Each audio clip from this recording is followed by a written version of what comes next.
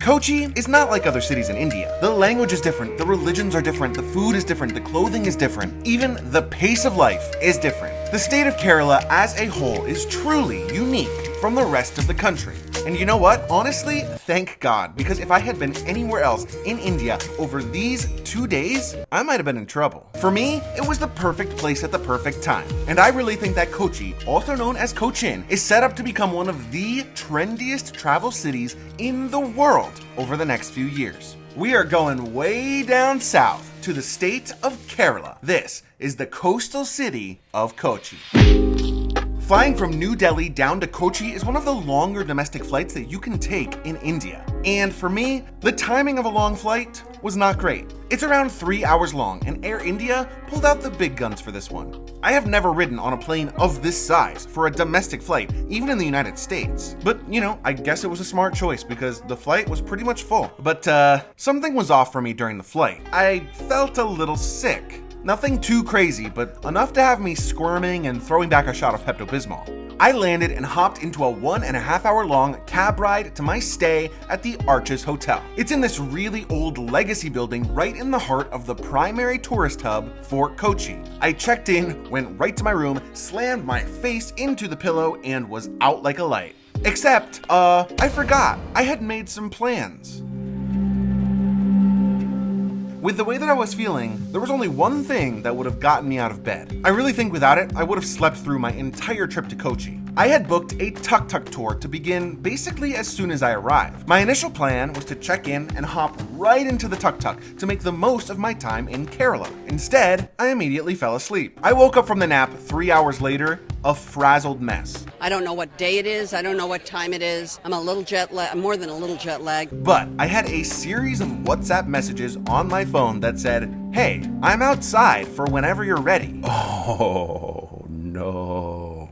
In a panic, I threw myself together and went outside, and believe it or not, my tuk-tuk driver was right there waiting for me. He had been sitting in place for over 3 hours. After that, there was no way that I was going to cancel on this man. If you've seen my previous 2 videos in this series from Agra and Jaipur, then you'll know that up until this point, my experience in India had been weirdly shaped, for better or for worse, by my tuk-tuk drivers. And in Kochi, it was no different. Without my tuk-tuk driver Akshar being so patient, I wouldn't have had the chance to see what it is that makes Kochi so incredible. India is a country in which high-octane, max intensity is the status quo, but not so much in Kerala. And that is, for me, the first reason why Kochi is the hidden gem of India.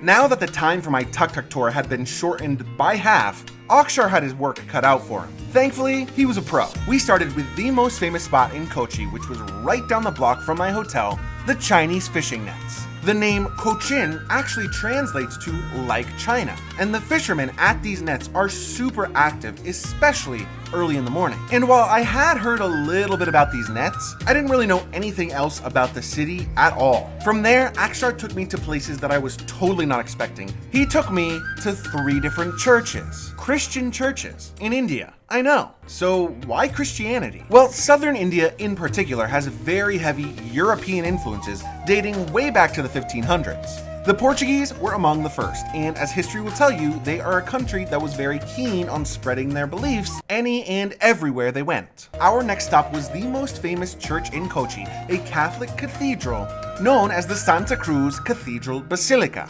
It was built by the Portuguese in 1505, later destroyed by the British, and then rebuilt in the late 1800s. And you can tell, it really feels like you're in Latin America or Western Europe. Okay, fine, so you're not Catholic? Not a problem. Akshar next brought me to the St. Francis Protestant Church, which is actually even older than the Basilica. It was built in 1503, and its super big claim to fame is that it was the initial burial site of famous Portuguese explorer Vasco da Gama before his remains were eventually moved to Lisbon years later. The third and final church Akshar brought me to was, it's called the St. George Orthodox Kunin Kurishu Old Syrian Church, and effectively it represents the Indian branch of the Orthodox Christian Church. I asked Akshar what they were all about from a theological standpoint, and he had no idea, which honestly is understandable. From what I can tell, it sort of combines elements from various different faiths and other branches of Orthodox Christianity. On the inside, that's apparent right away. I'm still trying to understand it all myself, and if you're curious, do some research on this place. You will end up going deep into a rabbit hole. I mean, it's fascinating. So, in Kochi, we have relaxed people in a hectic environment and a culture created by combining a unique blend of historical influences. That by itself is already enough to get a recommendation from me, and we haven't even eaten yet. After many thanks and a couple of selfies, Akshar dropped me back off at my hotel. And after a couple hours of regrouping and remedicating, I was able to rally and go to dinner. Thankfully, there was a well-reviewed restaurant attached directly to the hotel I was staying at. It's called RASOI Flavors of India, and after some careful consideration of the menu, I went with the prawn butter masala. Now, an Indian curry is heavy on the stomach any day of the week, and when you're dealing with a sort of intestinal discomfort, it's maybe not the most appetizing sort of cuisine. So, I'll be honest with you, I could only eat a few bites. But I am glad that I did, because the bites that I had were great. You could really taste the freshness of the prawns, which makes perfect sense considering this seaside location. I crawled back up the hotel stairs and into bed. I was literally praying that I would feel better the next day. It was gonna be a big one, and I needed to make it several hours away from the city and without a restroom in sight. And who knows, maybe it's because of all the churches I visited that day, but my prayers were answered and then some. The next day, I woke up well before sunrise. I still wasn't feeling great, and I almost canceled, but I stuck it out and took a private boat tour of the Kerala backwaters. It was such a beautiful and special and nuanced moment that I'm actually going to make a whole separate video to share that with you. So please subscribe if you haven't so that you don't miss it. And if it's already out, that video and the entire India series will be linked for you down in the description. I returned from the backwater tour with just enough time left in the day to take in a little culture and eat some dinner. I was finally feeling much better, and so I visited the KASHI Art Cafe, which is a hybrid museum slash gallery slash cafe with incredible modern pieces where you can just get a tea or whatever and just relax in the courtyard. I had a masala chai, which is my favorite, along with a brownie and ice cream. Oh yeah, we are so back, baby. Food is good again. Speaking of food, several hours later, I knew I wanted a great dinner because it was the only one that I was going to get in Kochi on a healthy stomach. Though, the rain had other ideas. It was monsoon season, and it was definitely monsooning.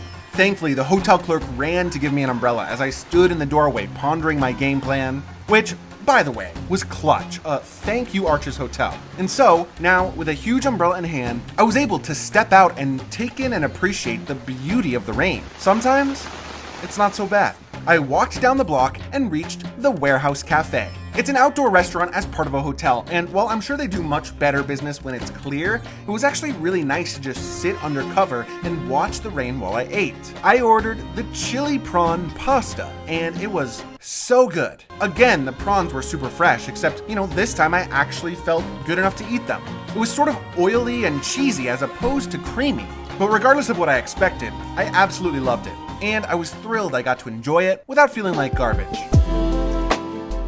I have this really weird thing about me. I get a high of sorts when things work out when they shouldn't. What I mean by that is when things seem like they could or should have gone wrong. Like in this instance, with it being rainy and monsoon season in Kochi and my stomach feeling like trash, but instead they somehow, against all odds, go right. It's the best, it's my favorite thing. And despite it seeming like I was absolutely not meant to have a great time in Kochi, in the face of a ton of adversity, I did. Kochi is so unique, and I really think that it is the place to visit in India if you're not really into the idea of fighting off the chaos in places like New Delhi or Mumbai. Hell, be like me, visit during monsoon season. You'll mostly avoid the tourist crowds, and you'll get to see some beautiful rainfall. Kochi was exactly where I needed to be. Hopefully it is where you will choose to be on your travel journey as well. Take a chance and add Kochi to your travel bucket list. You won't regret it.